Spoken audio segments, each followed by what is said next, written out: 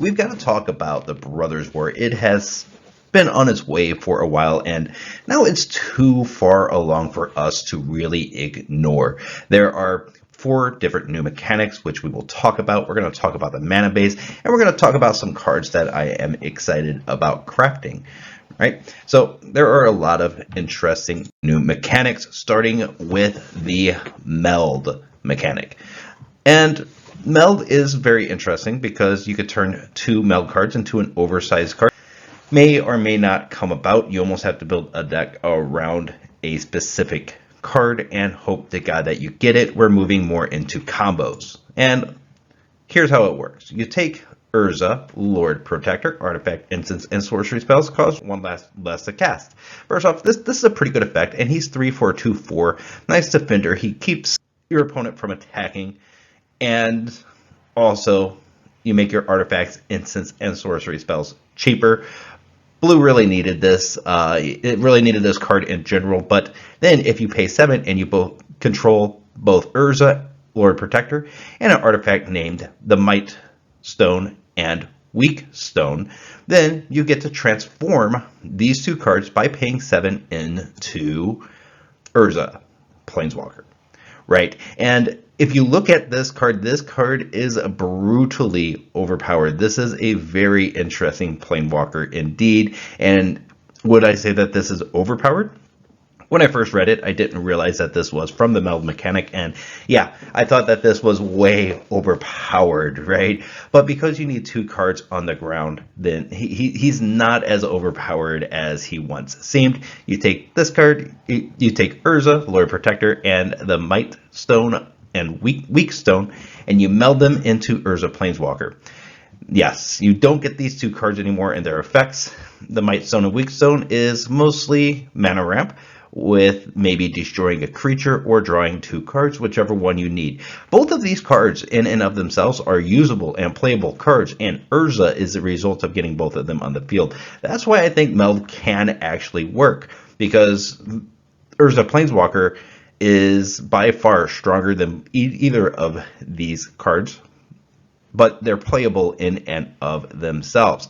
You get to do 2 things with Urza Planeswalker. Right? You could do 2 loyalty abilities with him. And one of them is drawing 2 cards, discard a card. You can do that twice. That's drawing 2 cards and looking at 4. But then you have to discard 2 of those cards. It's very, very powerful indeed, especially with another mechanic that we're going to be talking about in just a moment. For -3, you can exile target non-land permanent. His -10 is basically a board wipe that allows you to keep all of your artifacts and planeswalkers. Very strong card indeed. Let's talk about some more mechanics. Another mechanic is Prototype. What Prototype does is plays cards for cheaper with lesser power and toughness. And you get to play this for a discount. And this is very interesting, especially with how slow Standard is right now.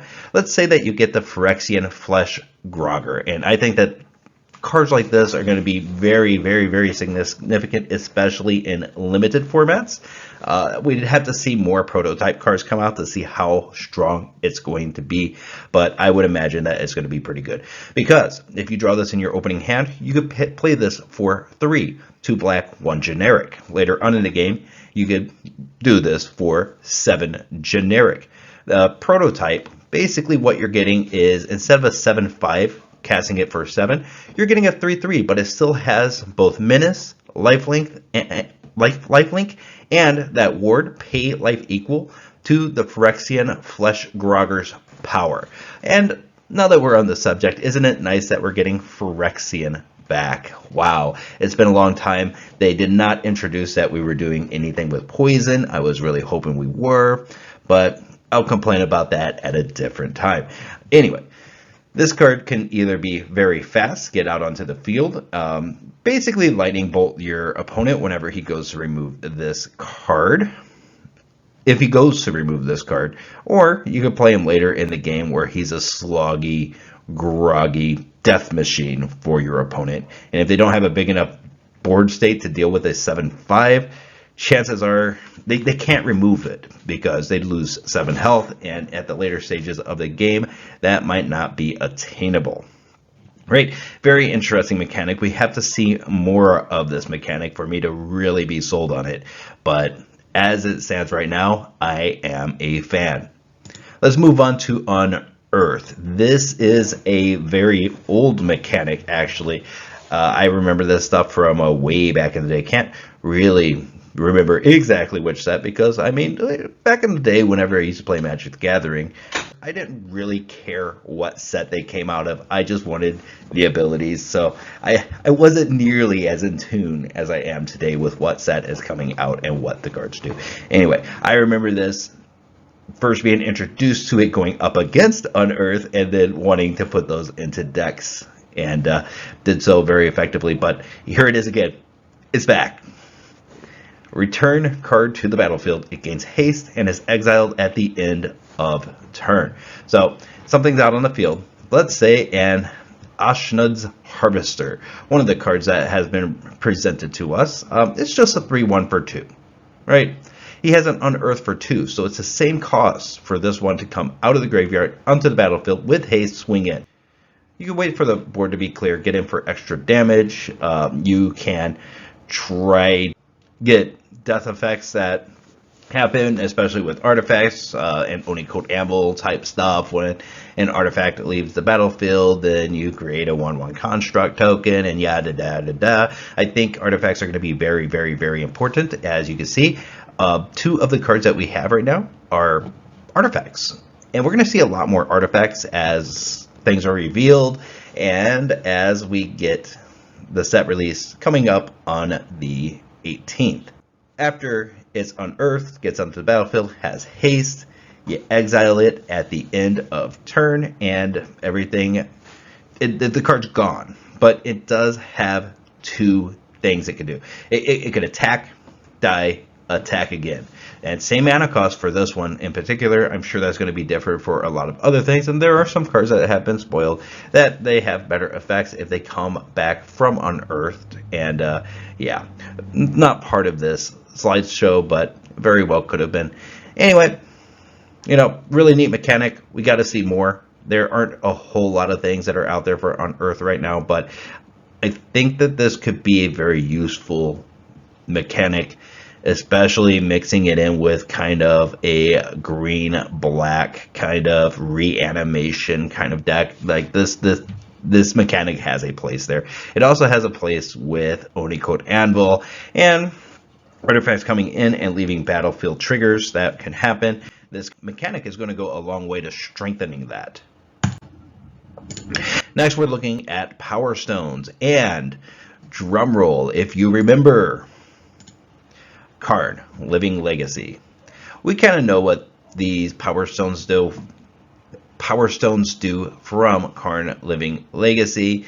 When they pop, mana can't be spent to cast a non-artifact spell, so it has to be artifacts that are coming into play. So yes, we are leaning even heavier into artifacts right now, and I think that's very interesting. I have some decks that I built in my free-to-play account. It's a very young account, but looks like I should have been focusing more on artifacts the entire time. With Brothers War coming out, I should have known, but, you know, sometimes you can't be perfect at everything, and at least we have some playable decks in there now. But Karn Living Legacy might actually start to have a place, and same with Tezzeret. I think Tezzeret could have a place as well in the current standard. Right. Moving on to the mana base. They finished off these dual lands over here that ping you for the damage, right? We got the other 4 color combinations over here, and we also get Blast Zone, Mishra's Foundry, and Argoth, Sanctum of Nature. Mishra's Foundry becomes a 2/2 assembly worker artifact creature until the end of turn. It is still a land. This is kind of like the Eye Twitch or the Den of the Bugbear, but it is a little bit weaker. I think they realized how strong a 3/3 with Menace coming out from the land base and swinging was, so they reduced that a little bit with Mishra's Foundry. Argoth, Sanctum of Nature, I like a little bit better actually. For 4, you create a 2/2 green bear creature token, mill 3 cards. Activate this ability as a sorcery. I think this is a very interesting card because not only are you creating a 2/2 green bear creature token, you get to mill 3 cards, and that works with the other half of this card that we will get into in just a moment. Right, but the rest of this land base, these are the rest of the ping lands, but it's nice that we have them to fill out the collection, so whenever the pathways rotate away, we still have something that replaces them, and we can continue to have at least decent mana structure, mana base in standard play. The other card, and I think a card that's going to be very coveted, is going to be Blast Zone. When it enters the battlefield with a charge counter on it. And if you pay XX, you put X charge counters on Blast Zone, right? So you're just pumping it up. You have to tap it as well, but if you have extra mana left open at the end of everything before it goes to your turn, you could tap to put a charge counter on Blast Zone. Then you could sacrifice Blast Zone and destroy each non-permanent with mana value equal to the number of charge counters on Blast Zone. So it gets in for a nice little board wipe, and it is a creeping beast. It's going to come out and is going to do something. It's going to destroy all permanents if you're not looking out for this card. This is one way to kind of balance out all the things that they gave to artifacts in the set, in my honest opinion, and it might be a pretty good board wipe.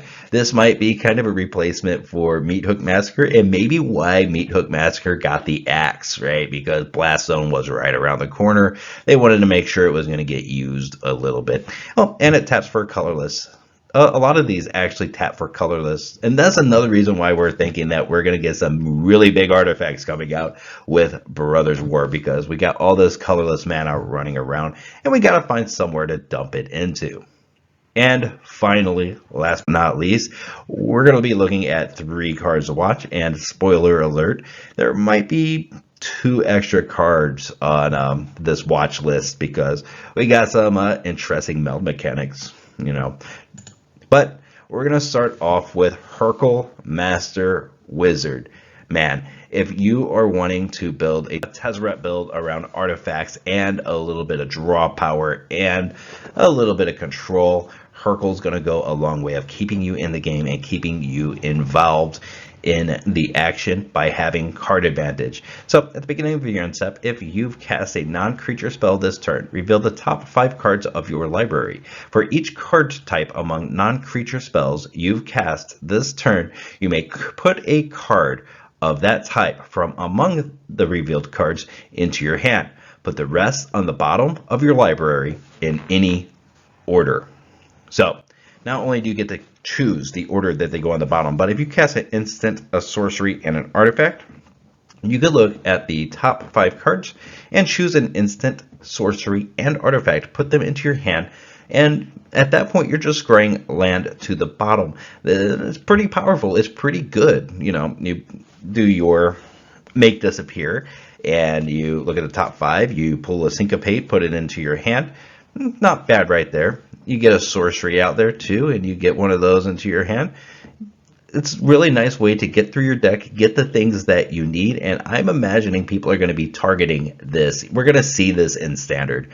I am almost 100% sure that this is a playable card, especially for mono blue players or artifact decks.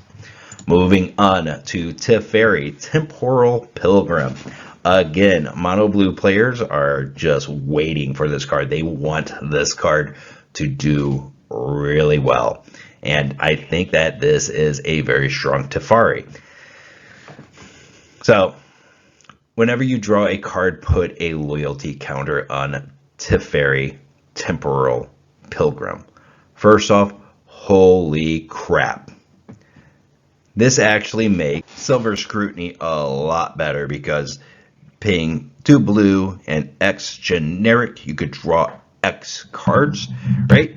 Wow, that's going to go a long way of getting that loyalty up on the Teferi. and you could plus or do the +0 here and draw another card yet. So you can draw 7 or 8 cards in the later game. I mean, you're already casting him for 5, so with Silver Scrutiny being 2 blue and X generic, that right there is going, that X is going to be 3, so you're drawing 3 cards, and then there's 4 right there. So this is on the next turn. So first turn plus on him, right? Get him up to 5. Second turn plus on him. Get him up to 6, 7, 8, 9. If you have mana drop for the turn, that's 10. That's really close to that -12. And that -12 is really where this bad boy is going to do really, really well. So target opponent chooses a permanent they control and return it to its owner's hand. Then they shuffle each non-land permanent they control into the owner's library. These cards basically disappear back into the deck, and the opponent has to try to top deck well. You could also create a 2/2 blue spirit token with vigilance, and whenever you draw a card, put a 1/1 counter on this creature.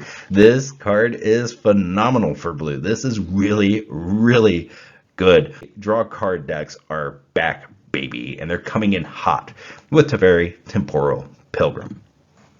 Got a way to kill the opponent, got a way to draw cards off of it. He gets loyalty counters for drawing cards, and he gets to make the opponent start their game all over again. A couple of good creatures and a bunch of draw spells and good counter abilities with a couple of Teferis in there. You're probably going to win a lot of games. And we now come to the last card that we're going to be talking about in this video. And there are some honorable mentions we can mention later. I'm thinking about doing a whole nother video where I go through each and every one of the cards that we've seen come out. And if you guys like this format, we'll do it this way. If you just want to browse with me on mtgazone.com, we could even do it that way. But let's look at Urza Planeswalker.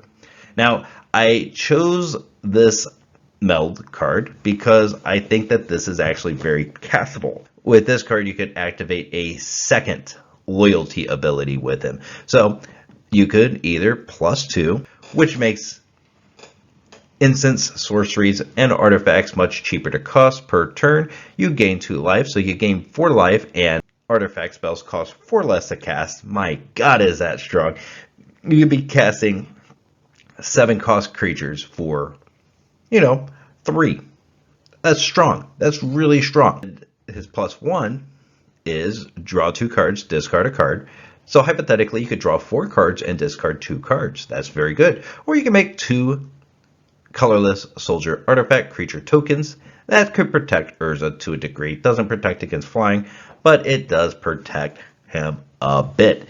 Then you could exile target non-land permanent for -3. And the -10 is artifacts and planeswalkers you control gain indestructible until end of turn. Destroy all non-land permanents. My God. Now that is interesting indeed.